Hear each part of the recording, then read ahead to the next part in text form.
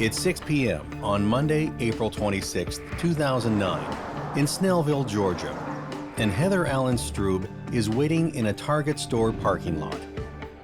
Heather is only 25 years old, and she runs a successful floral business in nearby Conyers.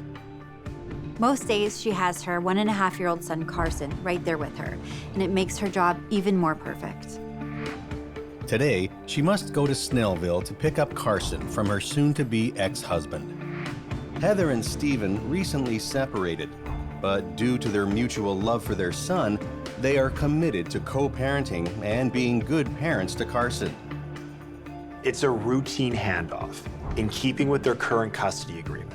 And as usual, it seems to go smoothly. Until something unexpected happens.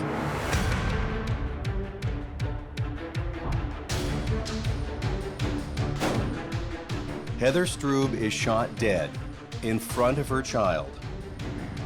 What happened to Heather is a mystery that will take 2 years to solve. The violent and unprovoked attack shocks the entire community. I just can't believe she went out the way she did, you know? She didn't deserve to go out like that. But there's something that really sticks out, something most people would overlook. When all regular avenues of investigation are exhausted, law enforcement will focus on one strange detail to ensure a vicious killer is caught for their horrific crime.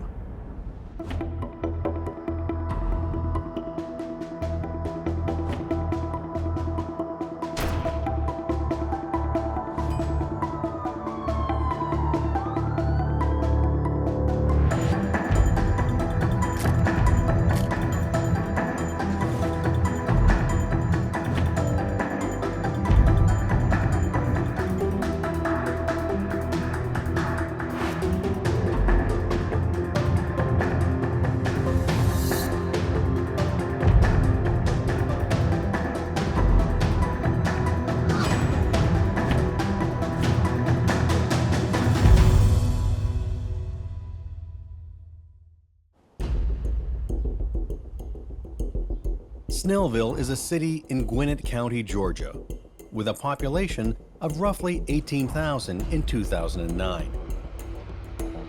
The town slogan is Snellville, where everybody is somebody. It's basically a suburb of Atlanta and is part of the Atlanta metropolitan area, roughly 33 miles east of downtown.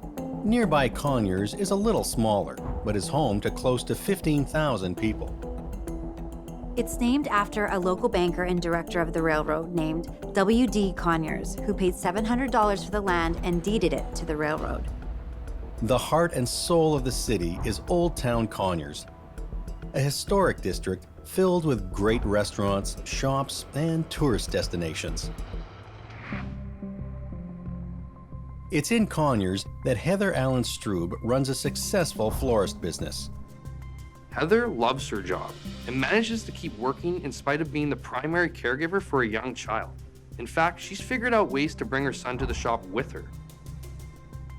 She has play areas set up, which are safe places for her son to be while she's working. She also likes to keep him in a stroller right next to her when she's at the counter. But today, 1.5-year-old Carson is with his father, Stephen. Heather will be picking him up after work. Those who know Heather say she is a kind, loving person, a smart businesswoman, and a wonderful mother. In spite of her recently failed marriage, she's a young woman who appears to have it all. Heather Suzanne Allen was born on April 20th, 1980, to proud parents Buddy and Mary Allen. Heather is an amazing child, full of the spirit of love and friendship and happiness. She's someone who other people want to be around. She loves being active, she's a Girl Scout, and she loves dancing. She just enjoys life. Her love of dance may be what leads Heather to become a cheerleader as a teenager. While some might be tempted to call her an extrovert, Heather also has a more guarded side. You have to earn her trust, but once she gets to know you, you'll be a friend for life. She was the most nicest, most special, loving person that I've ever known in my life, you know, in my childhood life, you know.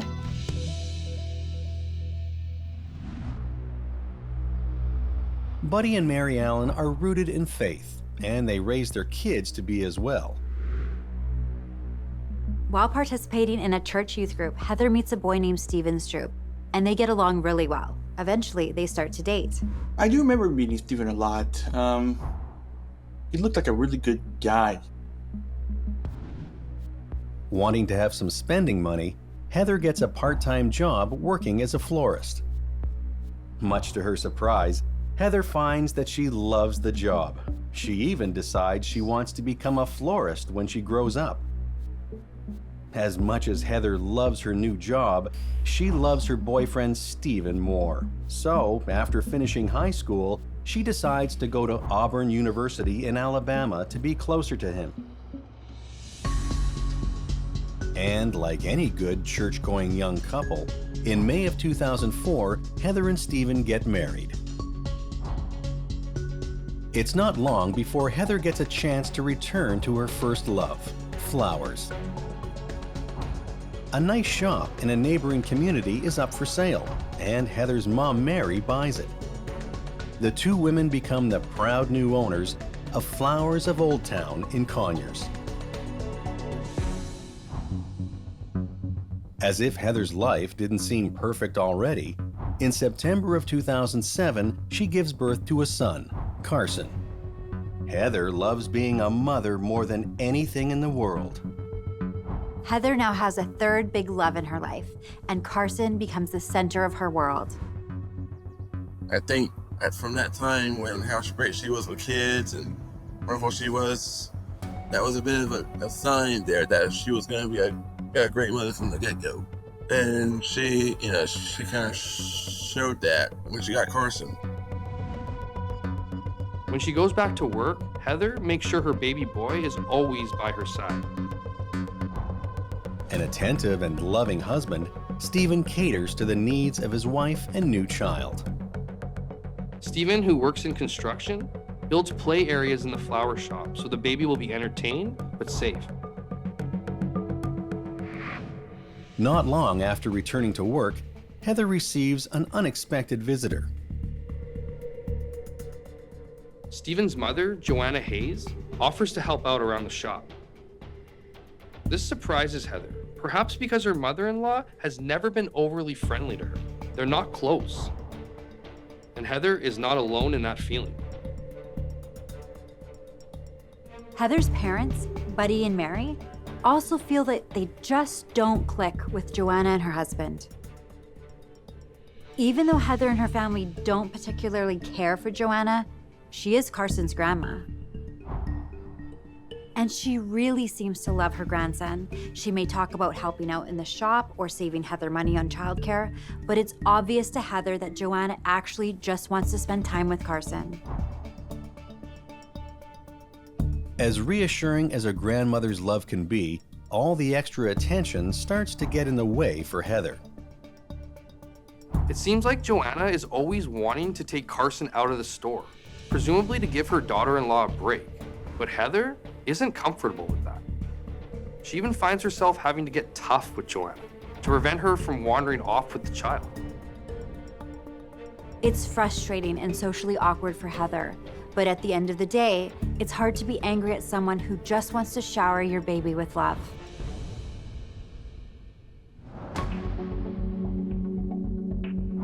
Around Valentine's Day 2008, something more troubling happens. Her ever-present mother-in-law, Joanna, hands Heather a receipt from the jewelry store and tells her it must be a gift from Steven. Heather is confused because Steven hasn't given her any jewelry. When Heather asks Steven about it, her fears are confirmed. Steven has been having an affair. Steven agrees to counseling with Heather. Unfortunately, it doesn't work. In spite of Heather's extraordinary maturity and willingness to forgive Steven, the couple ultimately decide to split in June of 2008. By April of 2009, the difficult process of getting a divorce is almost complete. The biggest issue in cases like this is often the custody of the child. In this case, Heather is the main caregiver, and Steven is allowed to take him every other weekend. To avoid any undue stress or awkwardness, they agree to do the handoff in a neutral place, the parking lot of a box store in Snellville. Snellville is halfway between Conyers, where 25-year-old Heather works and lives with her parents, and Lilburn, where Stephen lives with his mother and stepfather. It's a reasonable compromise. It's pretty straightforward. They each pull up in separate vehicles, one of them hands Carson to the other, and they both drive off again. They've done it so many times over the past year or so, and it's always gone off without a hitch. The divorce isn't quite finalized, so neither of them want to do anything to make themselves look bad to the judge. So on April 29, 2009, it's all business as usual. Heather arrives in the Snellville parking lot just before 6 p.m. and patiently waits. Stephen arrives in his car and brings Carson to Heather. As Stephen drives away, it seems just like every other handoff. Heather puts her son into the back seat of her car and doesn't notice that someone is approaching her from behind.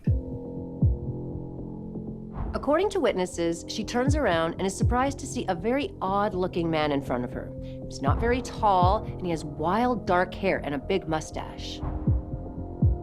Heather briefly wonders what this stranger wants with her, but she quickly decides it's time to leave. She tries to get in her car, but the man stops her. Unable to drive off, she starts to back away from him, perhaps trying to lead him away from her car and her son. The man reaches into a black bag and pulls something out.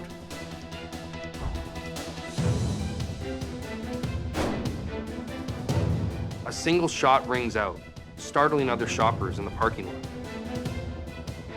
Someone calls 911, but it's too late. Heather Ellen Stroo is dead. With a gunshot wound to the head, she lies crumpled beside her car. Once a loving and vibrant mother, now a selfless murder victim. The murder is a brutal, random attack in a public place. And there's no sign of the suspect. He's officially at large. The whole community could be in danger, so police know they need to find him fast before he disappears for good or does this again.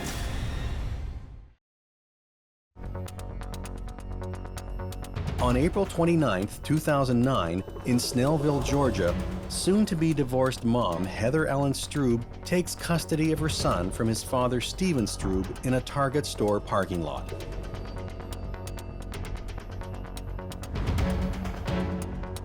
Moments later, she is gunned down by a stranger in front of several witnesses. Yeah, I can kind of remember being, shocked by the whole thing, I mean, who would do that?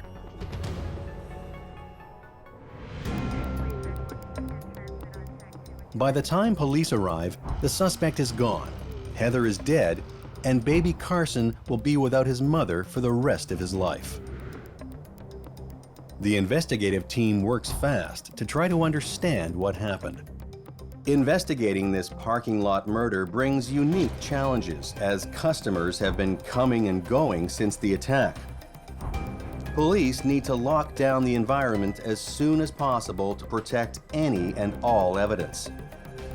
Forensically speaking, the cause of death is pretty obvious. It's a single gunshot to the head. The medical examiner can tell from the marks and powder burns on a victim's skin how close the shooter would have to be when pulling the trigger. And in this case, Heather's killer had to be very, very close. It's a point-blank shot. The gun may have been pressed to her head. This doesn't sound like any attack. This is an execution. Poor Carson is sitting just a few feet away when it happens.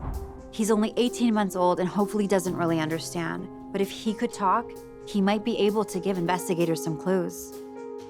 This brazen daylight attack on a young mother whose child is still strapped in the back seat has investigators scrambling to put two and two together. The fact that he's still there, strapped into the back seat, rules out kidnapping as a motive. Investigators also notice that Heather's purse is still in the car, and it appears that nothing has been taken from it. So this doesn't look much like a robbery either.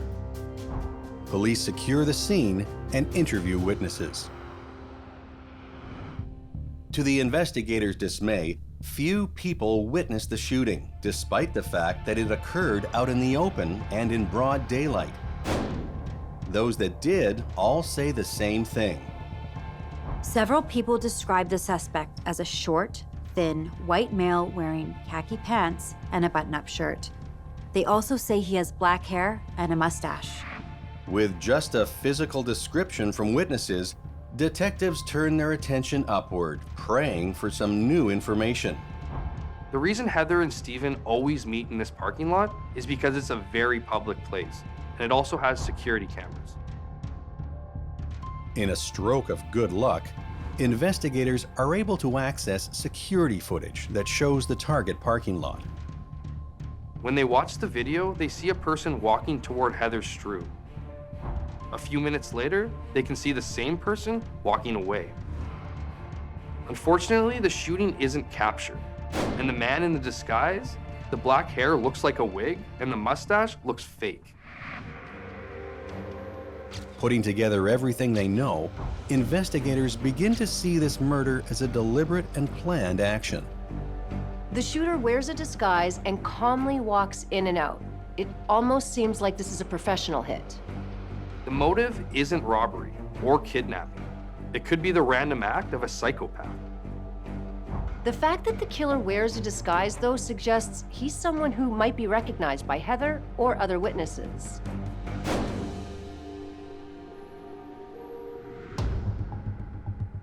Whenever a married woman is murdered, the first person investigators want to look at is the husband. And when a soon-to-be divorced woman is killed, police usually make a beeline for the ex. You always start with the closest people to the victim. If nothing else, you want to eliminate them as suspects before looking into other possibilities. Investigators know for a fact that Stephen is in the parking lot with Heather just moments before the murder. Witnesses actually see him get into his car and drive off, which, under normal circumstances, might clear him of suspicion. The disguise raises an interesting question. Could Stephen have quickly changed and doubled back? A look into his past reveals more reasons to be suspicious of Stephen Stroo. In 2007, Stephen pleads guilty to burglary and criminal damage to property. He's sentenced to 6 years probation. Then in June of 2008, Stephen pleads guilty to felony theft and earns another 5 years of probation. Theft and burglary are very different from murder, but it shows a pattern of criminal behavior.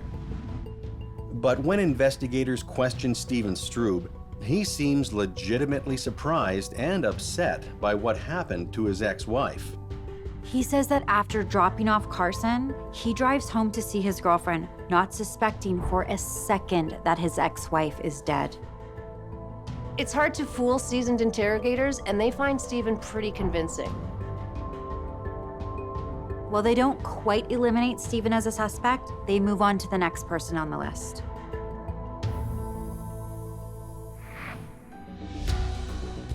Joanna answers investigators' questions, but seems less upset than Stephen. Understandable, though, since Joanna and Heather always had a strained relationship. Joanna tells police that on the day of the murder, she leaves her house around 5:15 or 5:30 and drives to Luthersville, Georgia to visit her parents. On the way, she pulls off Interstate 85 at exit 41, which is over 60 miles from Snellville. She goes to the post office and then buys a Frosty at Wendy's. She even has a receipt to prove it. In an unexpected twist, Joanna begins to open up more when talking about Heather. She says Heather is a bad mother and not fit to raise her grandson. She claims that when Heather hands Carson over to Stephen, he has dirty diapers and dirt under his fingernails. Joanna's attitude certainly gets the attention of police, but it's not enough to prove anything other than she didn't like her daughter-in-law. That definitely doesn't make her a killer. With family interviews taken care of, police turn their attention to the eyewitness descriptions of the shooter. a police artist develops a sketch of the gunman. The sketch is distributed through the media in the hopes someone will be able to identify the man. But sadly, no one seems to recognize him. Investigators are running into dead end after dead end. This case is getting colder by the hour. That is, until an unexpected call from a truck driver reveals information that may just break the case wide open.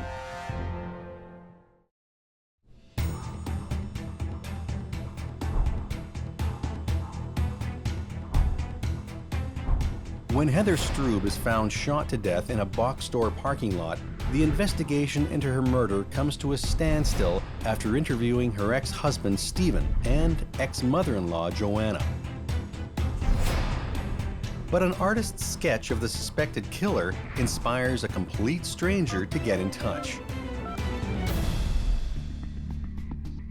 On Wednesday, April 28th, a truck driver named Daryl Myers tells Snellville Police Corporal Dean Boone that he may have seen the man in the sketch at the Target parking lot twice.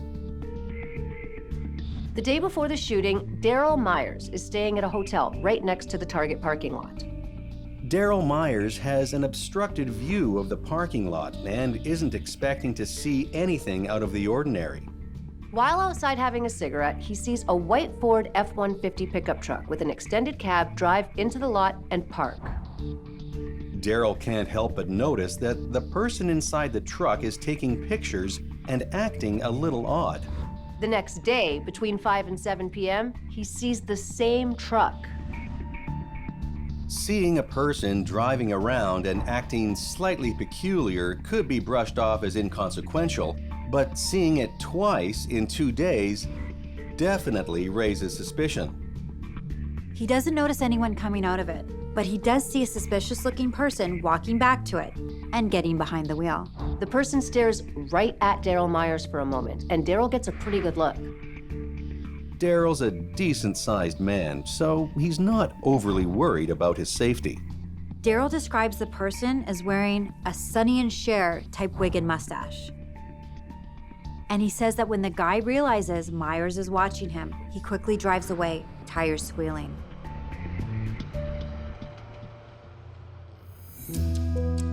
Corporal Boone can't help but notice that Daryl Myers' description of the suspicious man sounds a lot like the eyewitness descriptions of the killer. The timing of when he sees the suspect walking back to the truck is a perfect match for the time of the shooting.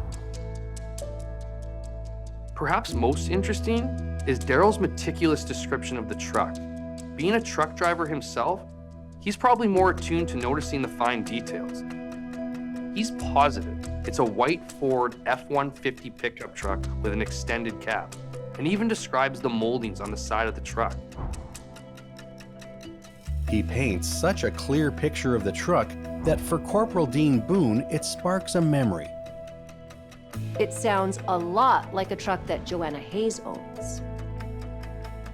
Thinking they might be onto something, Corporal Boone asked Daryl to accompany them out to Joanna's place in Lilburn, Georgia.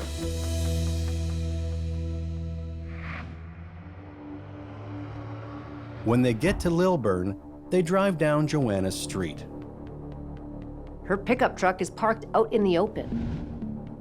Much to everyone's amazement, it's exactly as Daryl Myers described. Daryl Myers positively identifies Joanna's truck as the one in the Target parking lot. Snellville police impound the vehicle and send it to the Georgia Bureau of Investigation for a careful forensic search for trace evidence. Corporal Boone makes a point of saying they did this without even cracking the doors. The positive ID of Joanna's truck is intriguing and grounds for a search, but the driver still remains a mystery. Joanna Hayes is clearly becoming a person of interest, but so far, everything they've got is circumstantial. Without any hard evidence, it would be premature to take things further. Unfortunately for investigators, the Georgia Bureau of Investigation might take weeks to get back to them with results. They can't sit back and wait, so they continue to look for possible leads. Joanna's alibi is that shortly after the murder, she's 60 miles away in Noonan, buying a Frosty from Wendy's. But detectives are starting to wonder, how long does it take to get there?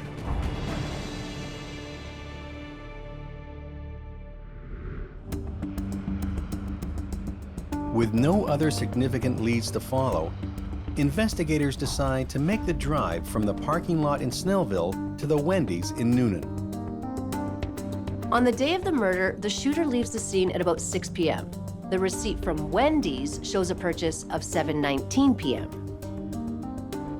Detectives leave the parking lot at 6 p.m. and drive the speed limit all the way to Wendy's.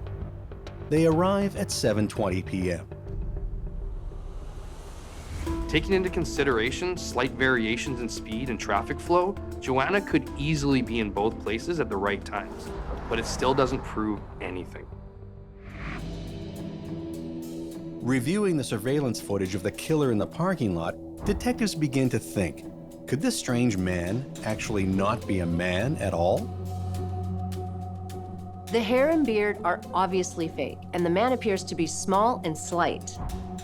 The disguise is almost farcical with the dark, wild wig and large, bushy mustache. It stands out because it's so unnatural looking. Something about the man's walk seems a little strange, but that's not really a male or female thing. Focused on the obvious limp from the suspect, it's distinguishable and could easily be used to help find their suspect. With all the circumstantial evidence piling up against Joanna, detectives need to wonder, could the person in the wig and mustache be her? They get an idea.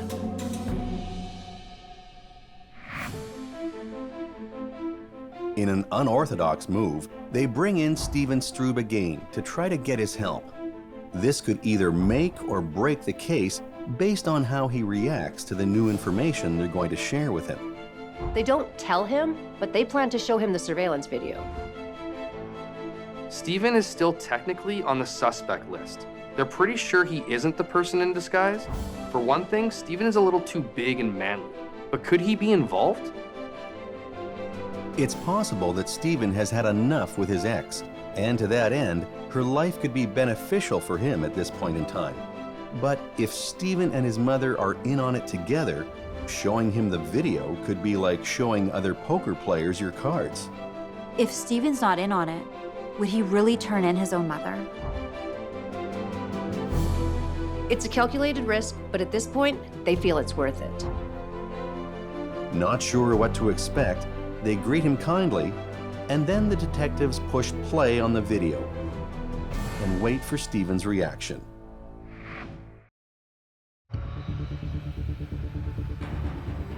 The investigation into the murder of 25-year-old single mom Heather Allen Stroo is stalled. In spite of having surveillance footage of the killer, detectives lack the kind of hard evidence they need to make an arrest.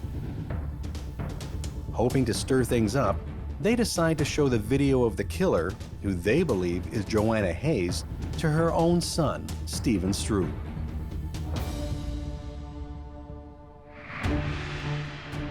It's a risk showing Stephen the surveillance video, but it's a risk investigators are willing to take. They hope that Stephen might notice something new, something they might have missed. But even if he does, will he tell? When he starts watching the video, he has a visible reaction as soon as the suspect is on the screen. He seems to recognize the person, but at the same time, he can't quite believe it. It's the walk. The way this person walks, it's very distinctive. Sort of a stiff-legged, awkward-looking gait with a very wide stride. You can hide your face with hair and a mustache, but it's harder to change the way your body moves. Seeing the suspect move like that, it's got to be obvious to Stephen. He knows who that is. They ask him point blank, "Is that your mom?" Stephen looks like he might throw up. He can't believe what he's seeing. They ask him if he will call his mother and try and get her to talk. It's just like asking an informant to wear a wire. A recording like that would be admissible in court. Feeling all kinds of emotions and maybe just wanting to hear her side of it, Stephen agrees to make that call.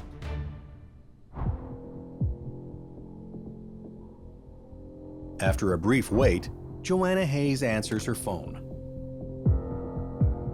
Stephen tells his mom he's seen the surveillance footage of Heather's killer and that it looks just like her. Joanna is surprised, and Stephen can't hold in his emotion. He asks his mom straight out, "Why did you do it?" Of course, Joanna denies it, but Stephen presses on, telling her the person on the screen not only looks like her, but the killer walks just like her too. Overcome by emotion, Stephen pauses, sobbing. Though Stephen did his best to confront his mom, unfortunately, Joanna Hayes has said nothing incriminating. The phone call ends with Joanna saying she'd better go and put some clothes on because the police are probably coming to arrest her. Although this is not an admission of guilt, Joanna knows that if Stephen thinks it could be her in the surveillance footage, then the police likely do too. Her final comments aside, Joanna hasn't quite given them what they need. They do learn one important thing from the phone call. It's clear to them that in this moment, Stephen Stroo believes his mother is guilty.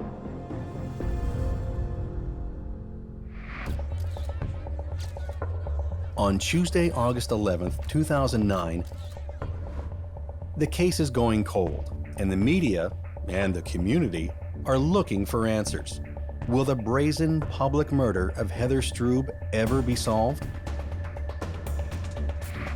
So Captain Harold Thomas of the Snellville Police Department makes a statement to the press. He says they are very close to making an arrest, but are still waiting for the Georgia Bureau of Investigation to analyze all of the evidence. It's been a long wait, almost 3 months, but everyone's hopeful it will come soon. It's a stalling tactic. Police actually have no idea what, if any, information might come back. But when the Georgia Bureau of Investigation finally does send their report to Snellville, it's a bombshell that could close this case for good.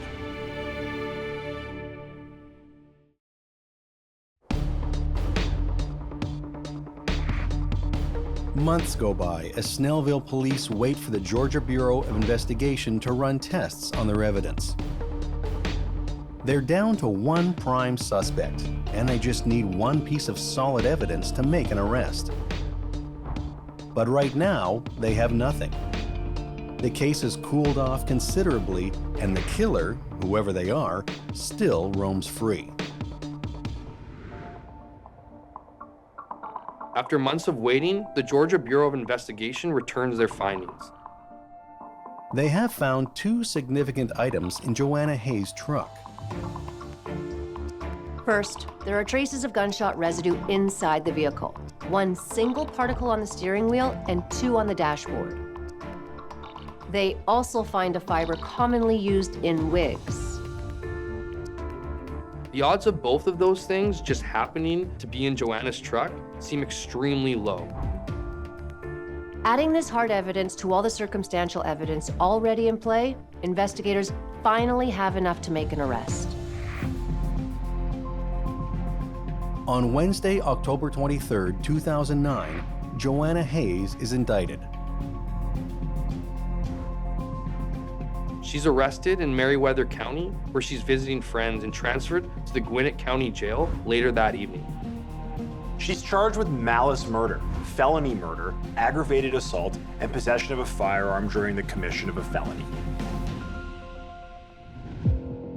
On May 2, 2011, the trial of Joanna Hayes begins, with Gwinnett County Superior Court Judge Warren Davis presiding. Gwinnett County Deputy Chief Assistant District Attorney Dan Mayfield paints a picture of a woman trying to commit an almost perfect murder.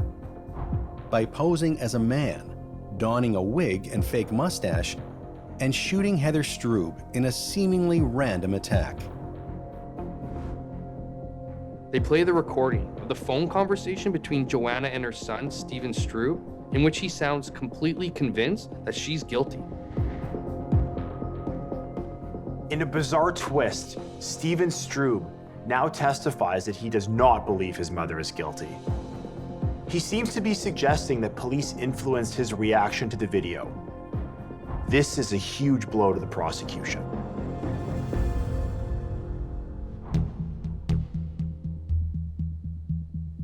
On May 10, 2009, Joanna's ex-husband, Stephen Stroo Sr., takes the stand. Stephen Sr. paints a picture of his tumultuous relationship with a rather difficult Joanna before their inevitable divorce. He reveals Joanna usually carries a gun in her purse. Then he tells an incredible story. He says that back in 1991, at a cabin in Meriwether County, he and Joanna get into an argument. Next thing he knows, Joanna pulls out a gun and presses it to his head. She holds it there for several seconds before taking it away. To make the point clear, the prosecution asks him, where did she point the gun? Without missing a beat, Stephen Stroo Sr. points to the middle of his forehead, which is exactly where Heather Stroo was shot. That ends the argument, he says, and the marriage. A few days after that, he started divorce proceedings.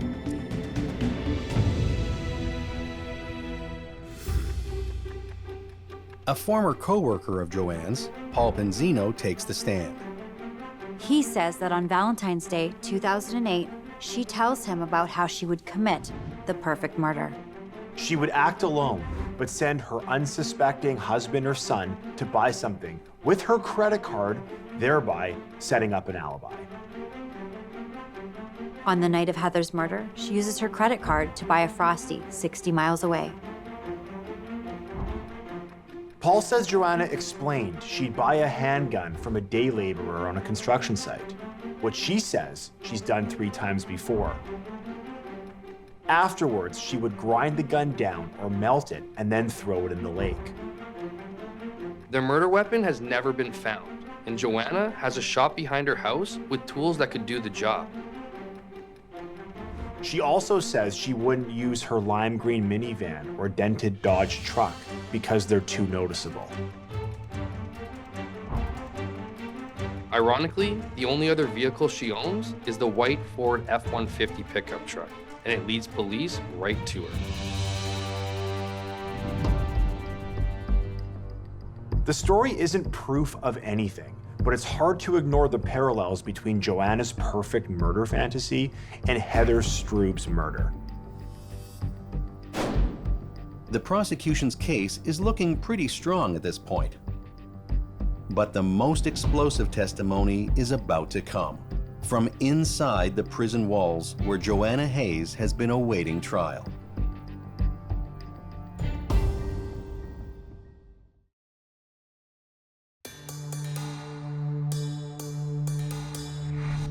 Joanna Hayes is on trial for the murder of her daughter-in-law, Heather Stroo. It's not looking good for the overbearing mother-in-law. But so far, there's no direct evidence to prove she's responsible for the shooting of Heather Stroo. In their last attempt to seal Joanna Hayes' fate, the prosecution calls their last witness.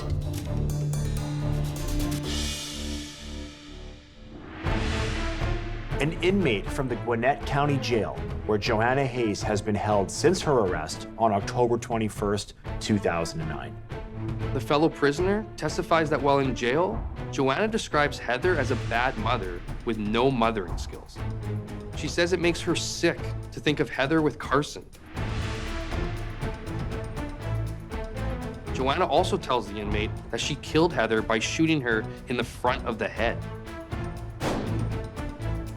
Further testimony suggests that Joanna made her motive very clear to the other inmates. She says Heather's going to try to keep sole custody of Carson, and that this would tear the family apart. She claims that it's against God's way, and now that Heather's dead, they could be a family. The inmate testimony positions Joanna and the defense team right where the prosecution wants them to be, between a rock and a hard place. It's a damning confession.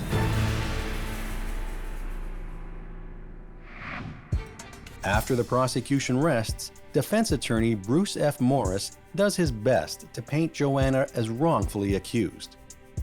He suggests to the jury that all of the eyewitnesses' reports add up to the shooter being a man. He also claims police targeted Joanna early on and didn't look into alternatives. He implies that Joanna made the mistake of not seeking a lawyer's help right away because she knew she was innocent. In the end, the jury does not agree. On Wednesday, May 18, 2011, Joanna Hayes is found guilty of murder, aggravated assault, and possession of a firearm. Gwinnett County Superior Court Judge Warren Davis sentences Hayes to life in prison with the possibility of parole. According to parole guidelines, she'll be eligible for release in 30 years. Judge Davis adds that upon her release, Hayes will be on probation for 5 years. He also orders her to have no contact with most of the prosecution's witnesses and the family of the victim, including her grandson Carson. Ironically, Joanna Hayes got what she wanted. Heather will never again be able to be a mother to Carson. But it took tearing apart many lives, including her own, to do so.